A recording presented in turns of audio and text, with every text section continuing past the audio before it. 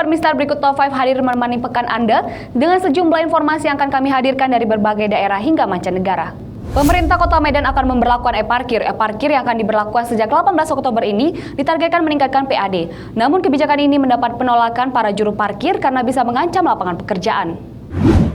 Aksi unjuk rasa para juru parkir di depan Balai Kota Medan tak dapat dielakkan menyusul dengan kebijakan pemerintah Kota Medan yang akan menerapkan sistem parkir elektronik atau e-parkir. Kebijakan e-parkir yang mulai dilaksanakan 18 Oktober ini dinilai akan mematikan lapangan pekerjaan mereka yang selama ini menggantungkan hidup sebagai juru parkir.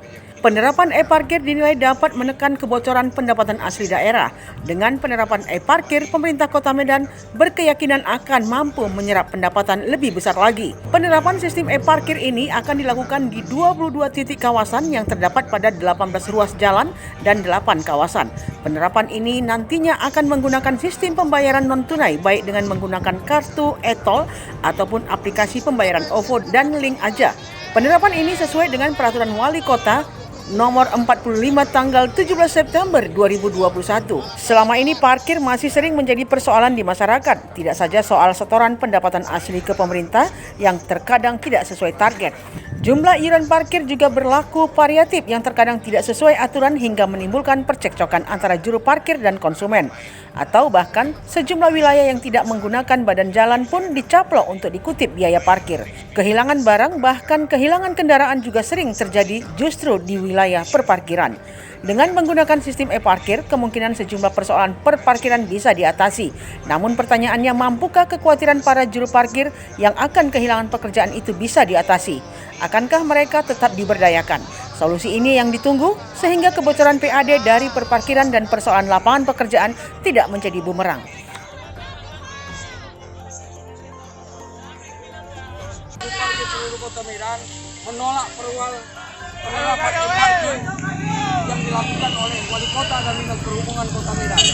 Ini mematikan nafkah para jukir yang hari ini terus terintimidasi oleh pihak ketiga yang akan memutuskan mereka tidak bekerja lagi di situ. Nah, satu kebohongan publik yang dikatakan bahwasanya karyawan sudah mendapat 10 juta itu bohong. Itu bohong. Jauh dari target. Jauh dari pendapatan yang dikatakan oleh Iswar Lubis selaku Kepala Dinas Perhubungan Kota Medan. Dan satu lagi, tidak mungkinlah setoran dari tukang-tukang parkir ini terpotong, langsung disetorkan. Kalau kata Wali Kota adanya kebocoran itu di kantor mereka, bukan di lapangan. Gadis yang makan, gadis. Cara kita nggak setoran. Setoran kita terlambat, harus membayar besoknya double. Jadi kita minta Wali Kota membuat kebijakan ini prolah kepada kesejahteraan masyarakat, bukan malah membunuh masyarakat ini sendiri. Kalau memang tak sanggup dia menjadi wali kota, mundur.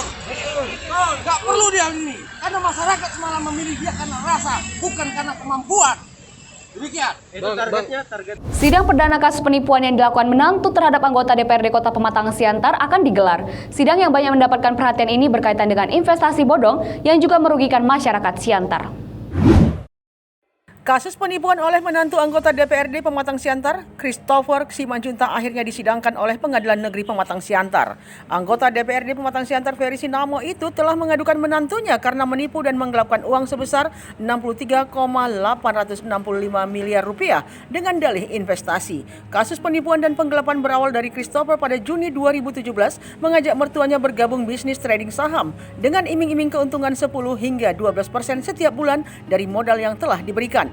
Namun pada Desember 2020 hingga 4 Januari 2021, keuntungan yang dijanjikan tersebut tidak lagi didapat. Dengan kondisi itu muncul kecurigaan hingga melaporkan sang menantu ke Polres Siantar. Christopher kepada mertuanya telah mengaku dihipnotis dan uang yang berjumlah banyak itu diambil orang. Sementara itu, masih sekaitan dengan kasus penipuan tersebut, anggota DPRD Ferry Sinamo ini juga dilaporkan oleh korban investasi saham yang sebagian besar merupakan masyarakat Pematang Siantar. Polres Siantar yang dikabarkan sudah mengundang para korban investasi saham untuk keperluan penyidikan dan penetapan status terlapor menjadi tersangka. Ferry Sinamo dilaporkan ke Polres Pematang Siantar atas dasar dugaan melakukan tindak pidana penipuan dan penggelapan dengan modus investasi saham. Problem ketersediaan air bersih yang selama ini dialami masyarakat Tapanuli Utara, khususnya di Kecamatan Tarutung, Siates Barita, dan Sipoholon akhirnya menuju titik terang. Proyek air bersih senilai 46 miliar rupiah disetujui Kementerian PUPR RI. Kementerian PUPR RI akhirnya merealisasikan usulan proyek pembangunan ketersediaan air baku yang telah berjalan tahun 2021 di Tapanuli Utara. Proyek yang sudah diusulkan sejak tahun 2016 oleh Bupati Tapanuli Utara Nixon Nababan begitu dinantikan masyarakat Taput, khususnya di 3 kecamatan, yakni Kecamatan Tarutung, Siates Barita, dan Sipoholon. Problema krisis air bersih sudah terjadi kurun waktu yang lama di 3 kecamatan Tapanuli Utara tersebut.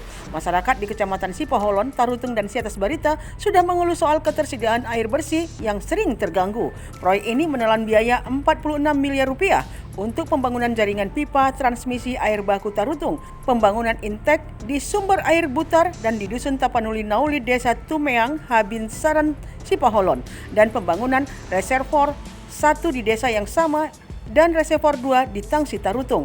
Proyek pembangunan jaringan pipa transmisi air baku Tarutung yang sudah dimulai bulan Maret diperkirakan akan rampung Desember 2021, meliputi bangunan intek dan berlokasi di Aik Butar, Dusun Tapian Nauli, Kecamatan Sipoholon. Setelah proyek air baku itu rampung, rencananya pemerintah Kabupaten Tapanuli akan kembali mengusulkan pembangunan lanjutan agar air baku ini segera diolah menjadi air bersih, meliputi pembangunan IPA dan JDU. Nixon Nababan mengatakan lanjutan proyek menuju tersedianya air bersih adalah pengolahan air bersih. Rencananya proyek pengolahan air bersih akan kembali diperjuangkan ke pemerintah pusat. Pasokan air yang besar ini nantinya diprediksi akan mampu memasok kebutuhan air bersih hingga 50 tahun mendatang. Sebanyak 53 item produk obat tradisional berbahaya beredar di pasaran. Hasil sampling dan pengujian BPOM diantaranya penggunaan ephedra sinica pada obat tradisional digunakan secara tidak tepat dalam pencegahan dan penyembuhan COVID-19. Sebanyak 53 item produk obat tradisional berbahaya beredar di pasaran. 1 item suplemen kesehatan mengandung BKO serta 18 item produk kosmetika mengandung bahan dilarang atau bahan berbahaya. Hal tersebut berdasarkan sampling dan pengujian Badan Pengawas Obat dan Makanan atau Badan POM selama periode Juli 2020 hingga September 2021. Dari pengawasan selama pandemi tersebut, Badan POM menemukan kecenderungan baru temuan BKO pada obat tradisional. BKO tersebut adalah ephedrine dan pseudoephedrine. Obat tradisional yang mengandung itu beresiko dapat menimbulkan gangguan kesehatan, yaitu pusing, sakit kepala, mual, gugup, tremor, kehilangan nafsu makan, iritasi lambung, reaksi alergi, kesulitan bernapas, sesak di dada, pembengkakan, atau kesulitan buang air kecil. Ephedrine dan pseudoephedrine selain berupa senyawa sintetis juga terdapat secara alami pada tanaman, yaitu merupakan bahan aktif dari tanaman ephedra, sinica, dan mahuang yang lazim ditemukan pada traditional Chinese medicine, termasuk lianhua, qingwen, kapsul tanpa izin edar. Penggunaan ephedra sinica pada obat tradisional digunakan secara tidak tepat dalam pencegahan dan penyembuhan COVID-19. Ephedra sinica merupakan salah satu bahan dilarang dalam obat tradisional dan suplemen kesehatan sesuai peraturan Badan POM. Berdasarkan hasil kajian yang melibatkan para ahli, beberapa asosiasi profesi kesehatan, produk obat tradisional yang mengandung ephedra sinica tidak menahan laju keparahan, tidak menurunkan angka kematian, dan tidak mempercepat konversi swab test menjadi negatif.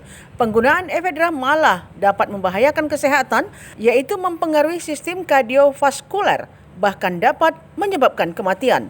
Selain temuan obat tradisional tersebut, temuan terhadap kosmetika juga menjadi perhatian Badan POM karena berbahaya terhadap kesehatan dan didominasi oleh hidrokinon dan berwarna dilarang. Penggunaan ini akan menimbulkan iritasi kulit dan penyebab kanker.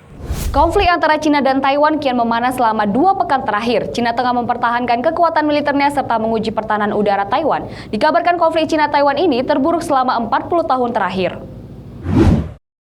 Konflik antara Cina dan Taiwan kian memanas. Konflik ini sendiri dimulai pada 1 Oktober 2021 saat memperingati Hari Nasional. Cina menerbangkan 25 jet tempur dan pesawat tempur serta mempertontonkan kekuatan militer di ujung selatan Taiwan. Bahkan 56 pesawat tempur Cina ikut menguji pertahanan udara Taiwan. New York Times melaporkan jet Taiwan kemudian bergegas mengikuti, sedangkan Amerika Serikat memperingatkan kepada Cina kalau aktivitas militer yang proaktif bisa merusak perdamaian dan stabilitas regional. Namun Cina tak terlalu mengindahkan peringatan itu saat pengontrol lalu lintas udara tempur Taiwan mengirim radio ke satu pesawat Cina, pilot menolak dan memberikan kata-kata yang tak enak di hati petugas Taiwan.